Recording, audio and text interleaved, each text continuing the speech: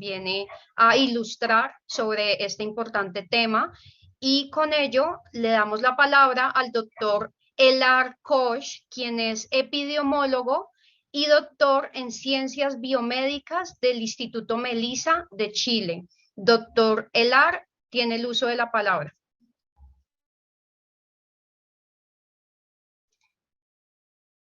Sí, sí puede, sí, perfecto. Ahí ¿No? lo... ¿Sí? Sí, señor. Hola, ¿cómo están? Saludos desde acá, desde Chile. Estoy acá en mi laboratorio. Voy a compartir pantalla, pues me voy a ayudar con algunas presentaciones para, si me habilitas, por favor. Muy bien.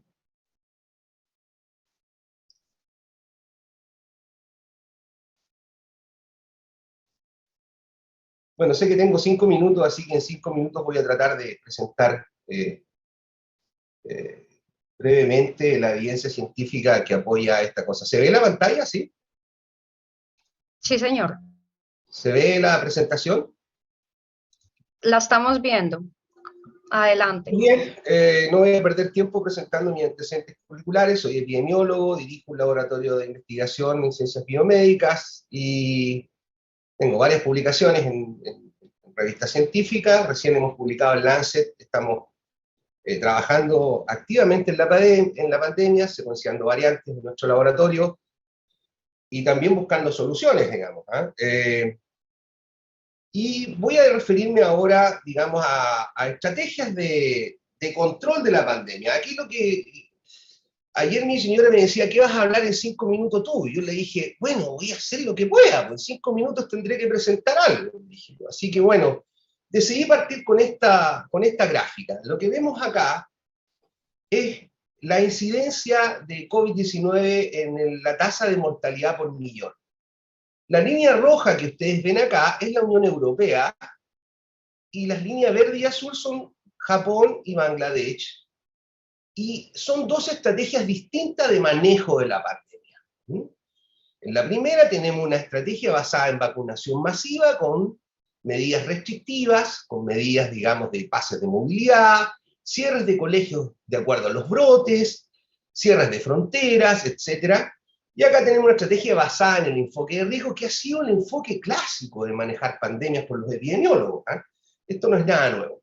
Sin embargo, aquí cuando apareció el COVID-19, hubo mucho miedo, mucho susto, mucho pánico, y se instaló obviamente en la mayoría de los países esta estrategia basada en vacunación masiva y en restringir la movilidad de las personas, cerrar fronteras, etc. Cuando yo hablo de estrategia, bueno, uno podría decir cuáles son las características de esta estrategia. Fronteras, como les dije, cerradas frente a brotes, en la estrategia basada en enfoque de riesgo abiertas, vacunación y medidas de protección a toda la población, las medidas de protección más estrictas en la estrategia basada en enfoque de riesgo, solo a la población de riesgo, adultos mayores, personas con enfermedades crónicas, etc. Inmunidad natural, no considera la inmunidad natural como parte importante del juego, del manejo de una pandemia. En la estrategia basada en enfoque de riesgo, se genera un muro de inmunidad natural, principalmente, ¿por qué? Porque las personas de bajo riesgo, niños, jóvenes, personas menores de 30 años, que no tienen riesgo mayor con la enfermedad, salvo casos excepcionales, no son parte de las medidas más restrictivas.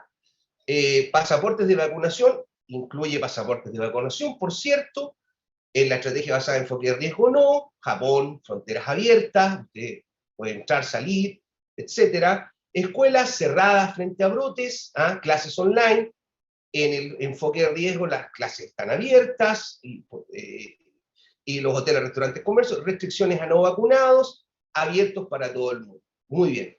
Básicamente esas son las diferencias de estas dos estrategias que estoy mostrando acá.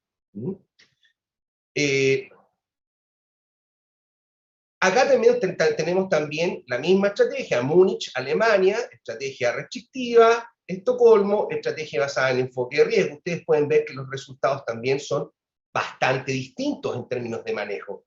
¿Qué es lo que pasa cuando uno compara la inmunidad natural adquirida después de la infección con la inmunidad adquirida por vacunación? Bueno, lo que ocurre ahí es que ya sabemos, ya, hace un año atrás no teníamos esta evidencia, hoy día sí hay evidencia robusta y abrumadora de que la inmunidad natural, después de haber cursado una infección, ya sea con síntomas leves, o bien haber sido hospitalizado, pues también se puede caer en una hospitalización, es robusta, duradera y efectiva, es decir, dura más de un año, y se proyecta que puede durar más de 5 años, como ha sido con el SARS, con la primera epidemia de SARS. Y de hecho, las personas, el personal de salud que se enfermó de SARS en 2003, se mostró inmunidad cruzada contra SARS-CoV-2 o contra COVID-19, lo que es algo muy, muy interesante. Es decir,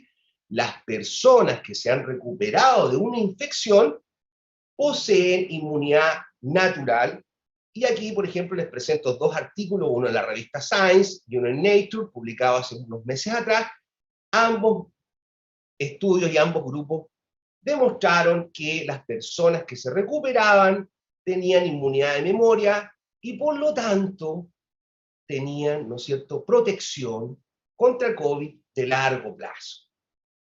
No así los vacunados. ¿Qué es lo que ocurrió con las vacunas? Lamentablemente, y esto es una mala noticia, ofrecen una inmunidad temporal, que dura alrededor de 3 meses y luego comienza a decaer y a los 6 meses es prácticamente cero.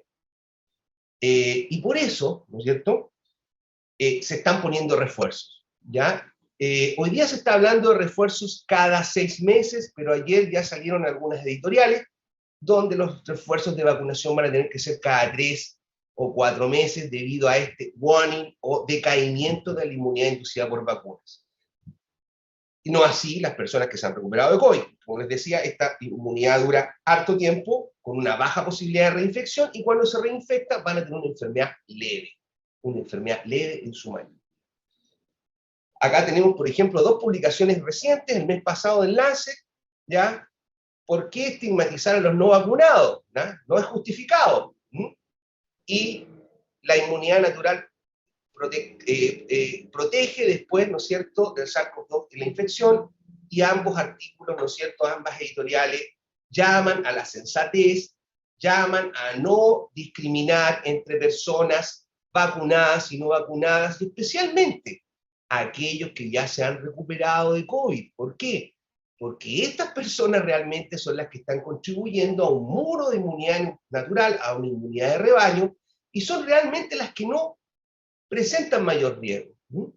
De hecho, cuando uno compara vacunados y no vacunados, no estoy hablando aquí que han tenido sin primo infección por COVID, sin tener infección por COVID, una sola infección, ambos transmiten la enfermedad de la misma forma. Aquí ustedes pueden ver los resultados de personas con esquema completo vacunadas y personas que no están vacunadas, ¿ya? Y ven ustedes que son similares las tasas de carga viral o de transmisión o resultados al PCR. Es decir, estamos distinguiendo entre vacunados y no vacunados.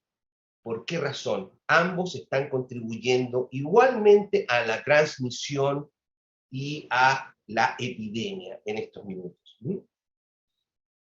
Finalmente, quisiera contarles un poquito ya de lo que es la evidencia del efecto de los pasaportes, del efecto, ¿no es cierto?, de los pasaportes de vacunación, carnets de vacunación, pasaporte verde, como se llaman.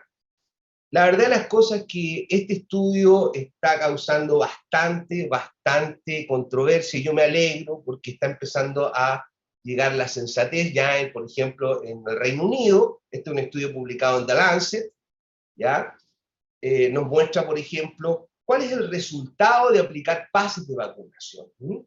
Y los pases de vacunación, lamentablemente, lo que hacen en el largo plazo es disminuir la adherencia a las vacunas. Es decir, cuando usted tiene una intención ya de vacunarse y luego instala, ¿no es cierto?, los pases de movilidad o los pases verdes o los carnets de vacunación, el resultado no es favorable, especialmente en hombres jóvenes, en personas con títulos universitarios, etcétera. Se observa una caída, ¿no es cierto?, en la adherencia a la vacunación. En definitiva, ¿cuál es la recomendación hoy día? Ver los casos exitosos de control de pandemia, ya aquellos que han aplicado una estrategia basada en enfoque de riesgo. En esta estrategia, por ejemplo, no se recomienda la vacuna de niños, adolescentes y personas jóvenes menores de 30 años, sí se mantiene la vacunación voluntaria, es decir, para aquellas personas que sí quieren vacunar a sus hijos, que sí quieren vacunarse, se sigue, ¿no es cierto?, ofreciendo la vacuna. Pero se es claro en que se acentúan las recomendaciones, incluyendo la vacunación, en la población de riesgo. ¿Cuál es esta población de riesgo? Adultos mayores, personas con factores de riesgo como enfermedades crónicas, diabetes, hipertensión arterial, cáncer, insuficiencia renal o alguna enfermedad inmunológica. Así que, ¿cuál es la recomendación que yo les podría hacer? Y yo creo que esta discusión que ustedes están teniendo hoy día es sumamente importante, no solo para Colombia, sino para toda Latinoamérica, donde yo creo que esta discusión se tiene que dar, porque la evidencia científica más reciente, la mejor evidencia científica disponible hoy día, sugiere que una estrategia basada en vacunación masiva, con medidas restrictivas, incluyendo pasaportes verdes, incluyendo carnet de vacunación, no va a controlar la epidemia y solo va a crear una división, una falsa división entre personas vacunadas y no vacunadas, cuando ambas están contribuyendo en el mismo nivel a la expansión de la epidemia. Por esta razón, pienso yo que ojalá ustedes puedan considerar esta evidencia que les estoy presentando, evidencia epidemiológica, ¿ya? Y puedan ustedes adaptar una estrategia de enfoque de riesgo, ojalá, con sus autoridades sanitarias, sus epidemiólogos, para poder realmente salir de esta epidemia y volver a la normalidad, volver a que nuestros países y nuestras sociedades vuelvan a caminar, vuelvan a una actividad económica, ¿no es cierto?, vuelvan a preocuparse de otros problemas que están hoy día ocasionados por estos 2 años de pandemia, con cierres, con cuarentenas, etc. Por último, aquí hablaron de vacunación de niños. Hoy día la última evidencia disponible nos muestra que hay riesgo de miocarditis, y este riesgo de miocarditis o pericarditis es mayor que el riesgo de hospitalización y de muerte por COVID-19 en niños y adolescentes. Estoy hablando de cuál es la incidencia hoy día. Acaba de salir un estudio alemán de más de 13 millones de personas y mostró claramente cuáles eran las tasas de riesgo. Estamos hablando que un niño o adolescente desde los 0 a los 17 años tiene un riesgo de muerte de 3 por millón. 3 por millón. Y un riesgo de UCI, de caer en la UCI, de 8 por millón. Estamos hablando de un riesgo mucho más bajo de que el riesgo de miocarditis inducido por vacuna. Lamentablemente, las vacunas inducen un riesgo mayor, que es 4 a 5 veces mayor que la incidencia de estos problemas provocados por el COVID. Así que la recomendación, tal como lo está haciendo Japón, tal como lo está haciendo Bangladesh, tal como lo está haciendo Estocolmo, es no vacunar niños ni adolescentes, y ojalá personas menos de 30 años.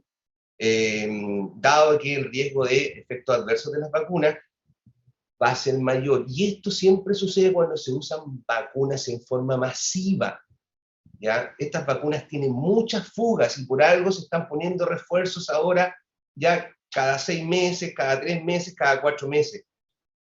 Como epidemiólogo les puedo decir, usar vacunas con fugas en medio de una pandemia no es una buena idea, no es una buena idea. Estas no son las mismas vacunas que conocemos nosotros. Sarampión, poliomielitis, parotiditis, rubiola. Todas estas vacunas que nosotros conocemos, que nos han dado tantos beneficios, son vacunas casi sin fugas. Es decir, estas vacunas sí realmente cuando usted las usa, detiene una pandemia, evita una epidemia, ¿Y dónde la usa? Generalmente en población de riesgo. Si ustedes se fijan, generalmente vacunamos a niños, ¿no es cierto?, en la etapa escolar con estas vacunas de primera generación y logramos incluso erradicar enfermedades como la poliomielitis. Entonces, no confundir estas vacunas, ¿no es cierto?, estas vacunas que sí son efectivas disminuyendo transmisión y disminuyendo contagios y evitando enfermedad, con estas otras vacunas que solo mitigan, es decir, solo ayudan a que la enfermedad sea menos grave y por lo tanto deben usarse en poblaciones de riesgos, en poblaciones acotadas. Y eso va a evitar complicaciones por efecto adverso, va a mantener la adherencia de la población a la vacunación y no vamos a tener los problemas que se están viendo hoy día en la Unión Europea, donde hay protestas masivas debido a que ellos sienten que se les está coaccionando de alguna manera, obligando a vacunarse, ya sabiendo ya que toda esta evidencia que existe, ¿no es cierto? Y como les decía, no confundir vacunas contra COVID hoy día contra las vacunas clásicas, son cosas muy distintas. Muchas gracias. Muchas gracias por su valiosa presentación, doctor Elar. A continuación,